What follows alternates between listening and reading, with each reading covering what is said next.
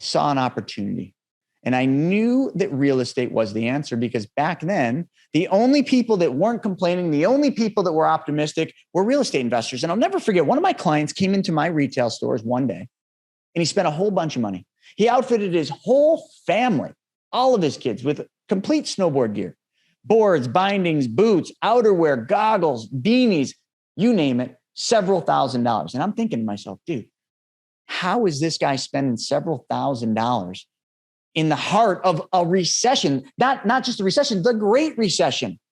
I'm losing everything. Everybody else is losing everything. This dude's dropping thousands of bucks and happy to do it.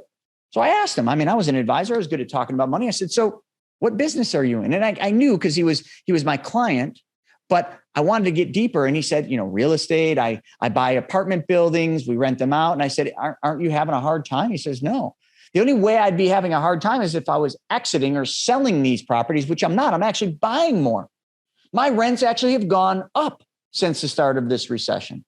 I sat back and I'm like, what? I'm like, your rents are going up. Everybody else says they're losing money and you're making more. He's like, yeah, people need a place to live. People are losing their homes left and right.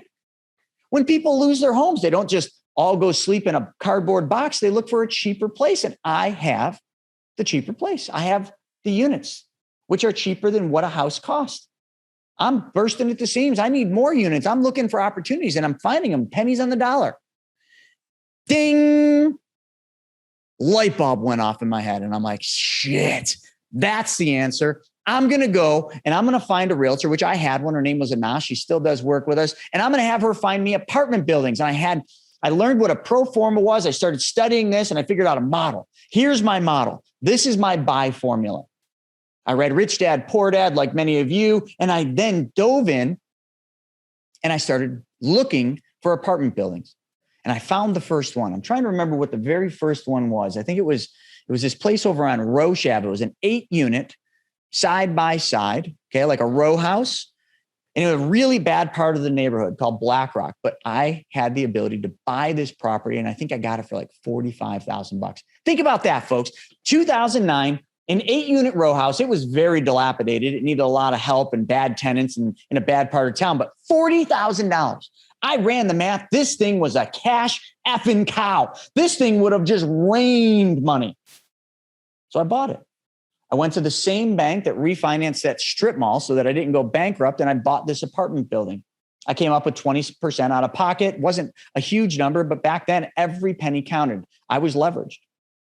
And folks, I did that same thing over and over and over again. I got up to 36 units from 2009 to 2014, 36 units. That was a sprint. I didn't have a lot of money. I had enough and I was starting to make money with my advisory, my business. I had sold the Fat Man store, so I had a little cash from that. And that's what I was using to buy these properties, coming out of pocket 20%, financing them in my own personal name because it was cheaper from a rate standpoint. And then what I would do is I would use the rents, okay, the rents that I'd get on these properties, and I would take those rents and I would have put those back into the units in renovations.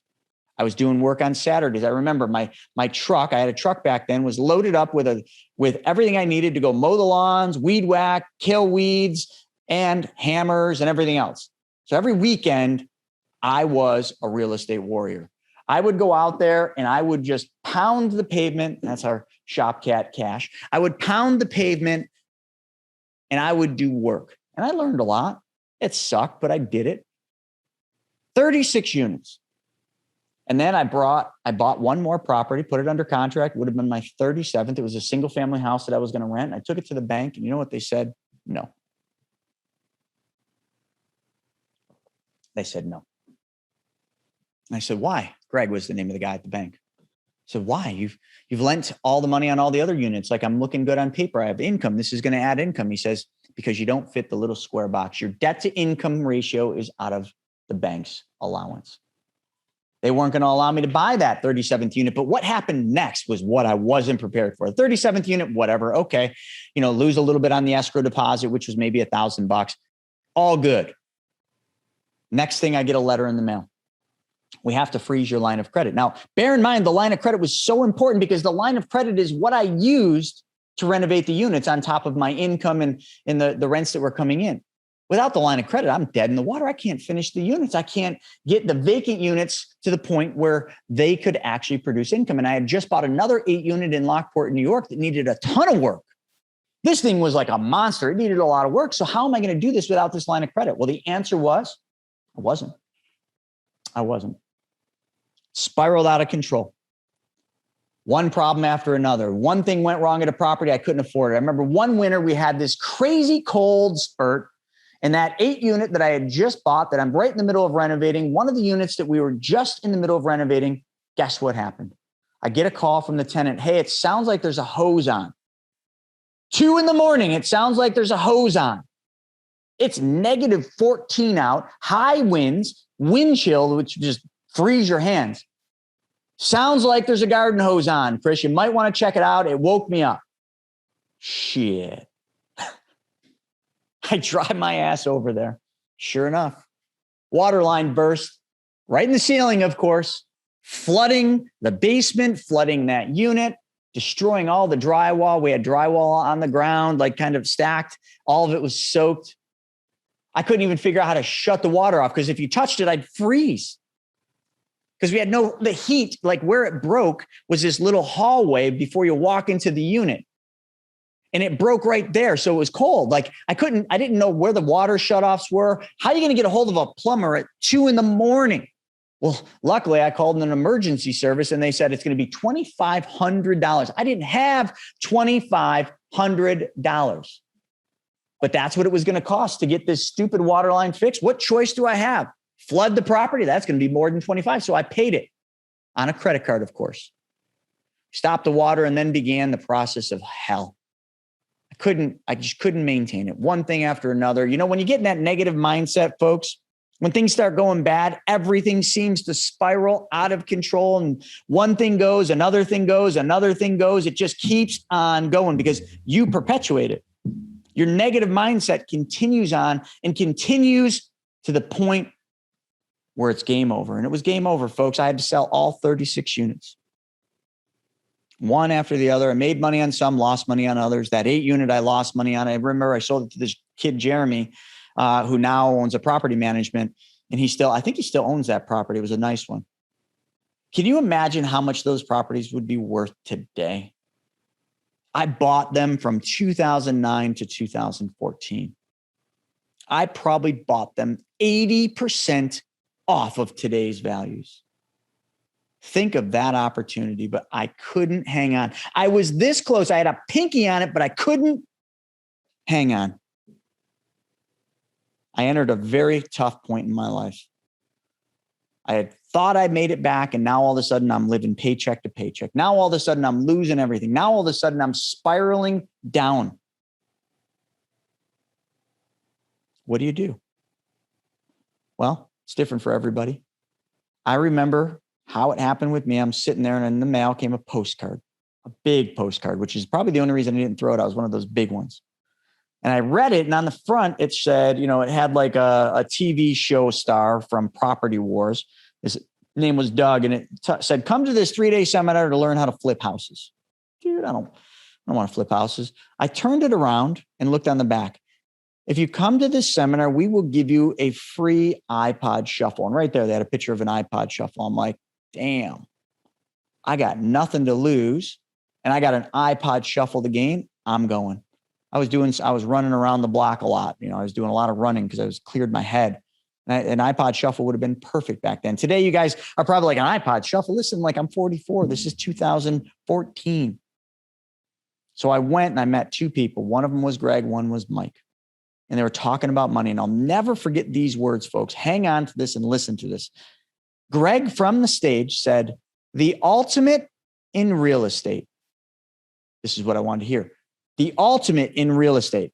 So when he said that, immediately my mind's like, okay, flipping, rentals, what is he going to tell me? What's the ultimate in real estate? And he says, is being the bank. And I'm like, I'm a financial advisor. I've flipped a couple houses. I've had rentals. What the hell does be the bank mean? And he goes on to talk about how he had flipped thousands of properties, hotels, and everything else. But the ultimate, the place he made all of his money and still today does, was by being the bank, by lending money to real estate investors like me. Because there's only two types of people out there, folks. Pay attention. Two types of people. There's people that have money and their goal is they want to make money. And then there's people that need money. You, me, many of the other people. They need money to make money. Greg explained that the ultimate is being the bank and providing money to those people that need money because it had the least amount of risk. It required the least amount of time. And he went on to say, I own nothing and control everything. I didn't know that was a Rockefeller quote, but back then I'm like, whoa, you own nothing, but you control everything and you're making a ton of money. And he talked about some of the money he's making off the points and the interest. And I'm like, dude. And up to this point, I had borrowed money from hard money lenders. And I knew they always seemed to make more money than I did on the real estate I was doing. They seemed to have the easiest job. Right at that moment, I changed everything. Well, I didn't, but I did. In my mind, I had understood now all I need to do is become the bank. But to me, and probably to some of you, you were thinking, all right, to be the bank, what's got to happen is I got to flip my way to millions of dollars or find a way to get millions of dollars so that then I can lend all my money out. Well, this is what I thought, and that's what I did. Like I said at the beginning of this, I flipped to date, once 881 client is, that's 270 properties. I've had up to a portfolio of 91 rentals, but today what I've been doing over the last 2 years is selling off my portfolio. I've gone from 91 doors down to, I have a couple on the market right now, but I'll be below 13 doors. And a lot of you are thinking, that's stupid. Why would you do that? How is that stupid?